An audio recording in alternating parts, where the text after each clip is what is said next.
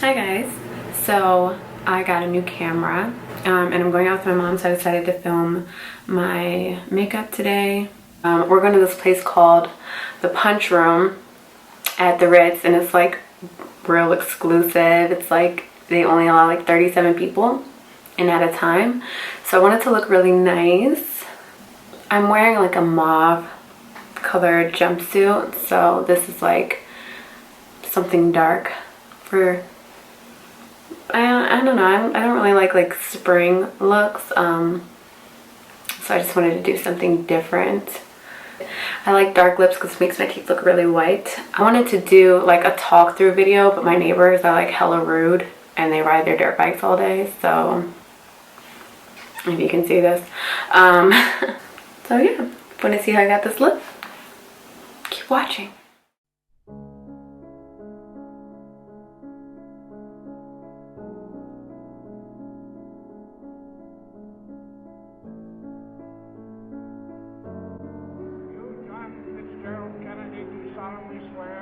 I, John Fitzgerald Kennedy, do solemnly swear that you will faithfully execute the office of President of the United States. that I will faithfully execute the office of President of the United States And will, to the best of your ability, and will, to the best of my ability, preserve, protect, and defend the Constitution of the United States. preserve, protect, and defend the Constitution of the United States. So help you God. So help me God.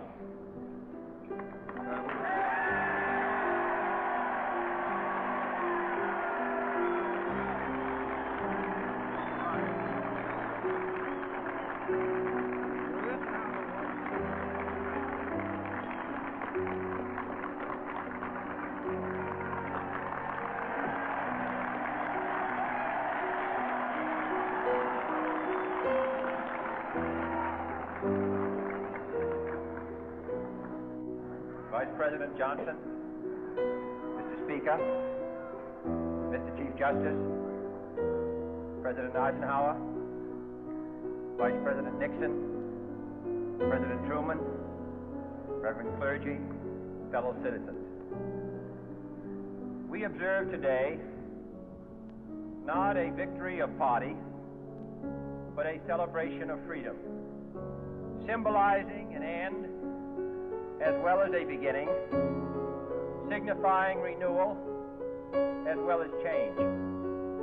For I have sworn before you and Almighty God the same solemn oath our forebears prescribed nearly a century and 3/4 ago.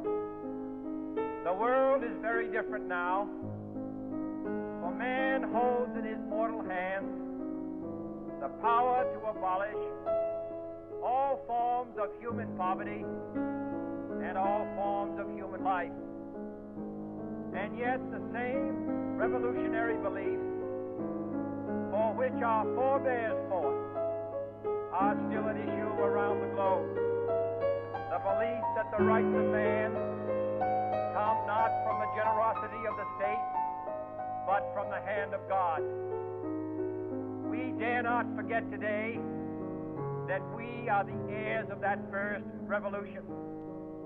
Let the word go forth from this time and place to friend and foe alike that the torch has been passed to a new generation of Americans born in this century, tempered by war, disciplined by a hard and bitter peace, proud of our ancient heritage, and unwilling to witness or permit the slow undoing of those human rights to which this nation has always been committed and to which we are committed today at home and around the world.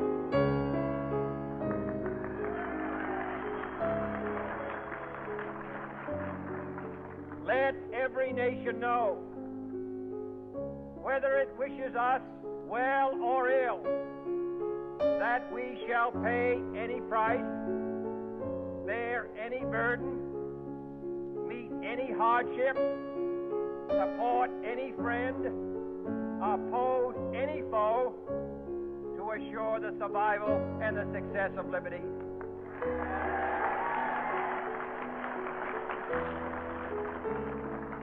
This much we pledge and more. To those old allies whose cultural and spiritual origins we share, we pledge the loyalty of faithful friends. United, there is little we cannot do in a host of cooperative ventures.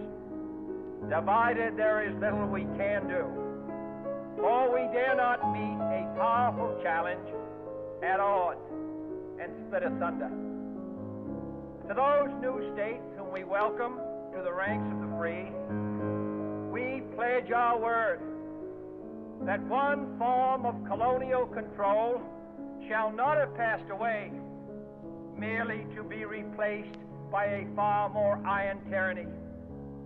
We shall not always expect to find them supporting our view, but we shall always hope to find them strongly supporting their own freedom, and to remember that in the past, those who foolishly sought power by riding the back of the tiger ended up inside.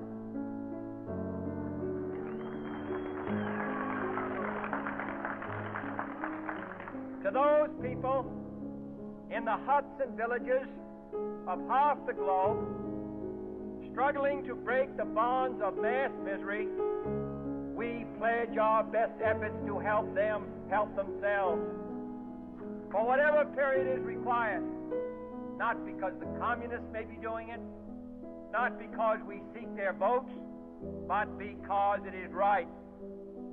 If a free society cannot help the many who are poor, it cannot save the few who are rich.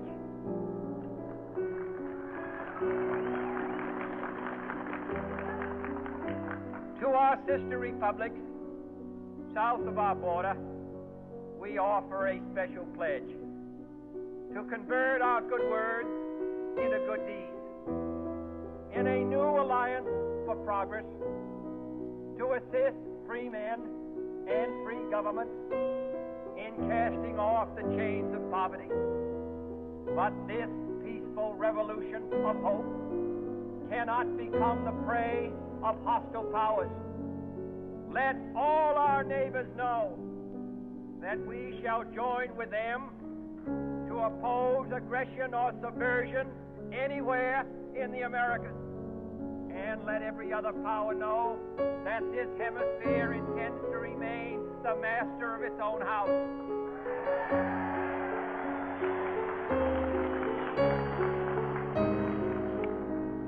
To that World Assembly of Sovereign States, the United Nations, our last best hope, in an age where the instruments of war have far outpaced the instruments of peace, we renew our pledge of support to prevent it from becoming merely a forum for invective, to strengthen its shield of the new and the weak, and to enlarge the area in which its threat may run. Finally, to those nations who would make themselves our adversary, we offer not a pledge, but a request that both sides begin anew the quest for peace. Before the dark powers of destruction, unleashed by science, engulf all humanity in planned or accidental self-destruction, we dare not tempt them with weakness, for only when our arms are sufficient beyond doubt can we be certain beyond doubt that they will never be employed. But neither can two great and powerful groups of nations take comfort from our present course, both sides overburdened by the cost of modern weapons, both rightly alarmed by the steady spread of the deadly atom, yet both racing to alter that uncertain balance of terror that stays the hand of mankind's final war. So let us begin anew. remembering on both sides that civility is not a sign of weakness, and sincerity is always subject to proof. Let us never negotiate out of fear, but let us never fear to negotiate.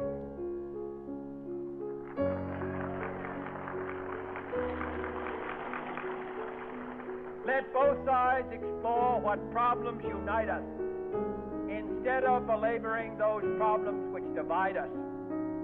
Let both sides, for the first time, formulate serious and precise proposals for the inspection and control of arms, and bring the absolute power to destroy other nations under the absolute control of all nations.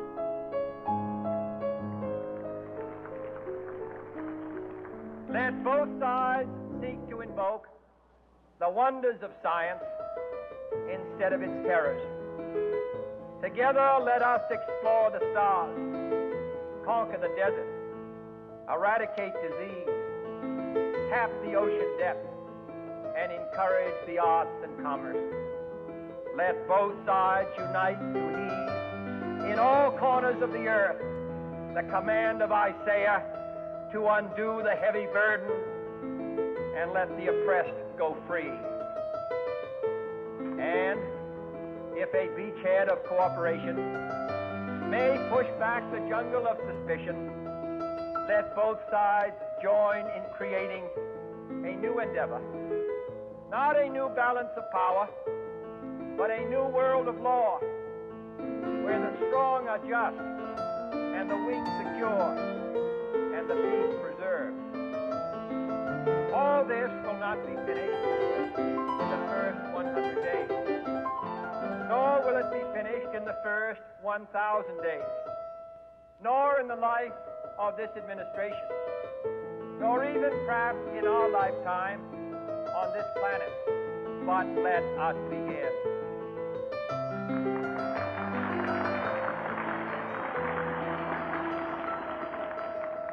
In your hands, my fellow citizens, more than mine, will rest the final success or failure of our cause. Since this country was founded, each generation of Americans has been summoned to give testimony to its national loyalty.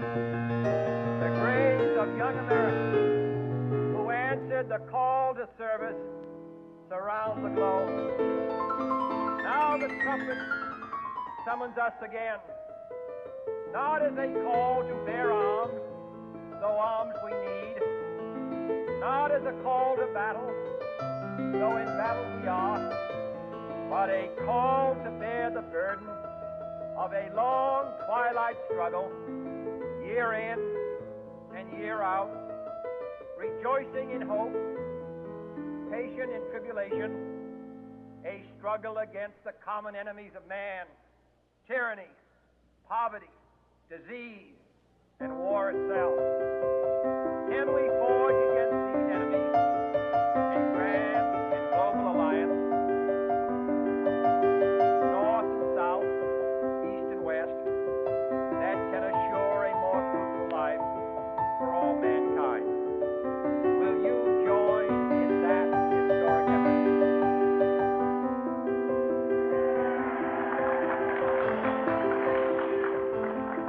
In the long history of the world, only a few generations have been granted the role of defending freedom in its hour of maximum danger. I do not shrink from this responsibility. I welcome it.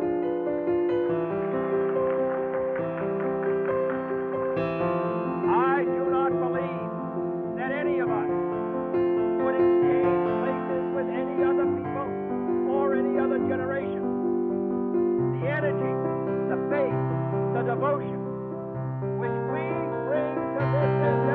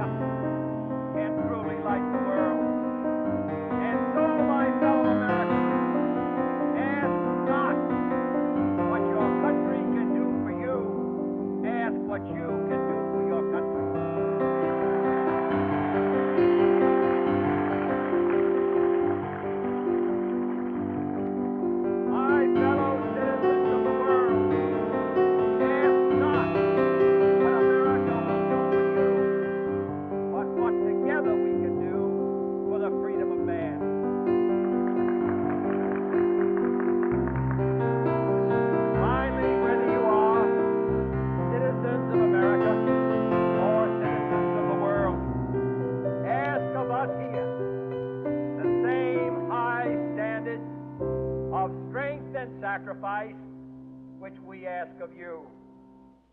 With a good conscience, our only sure reward, with history the final judge of our deeds, let us go forth to lead the land we love, asking His blessing and His help, but knowing that here on earth, God's work must truly be our own.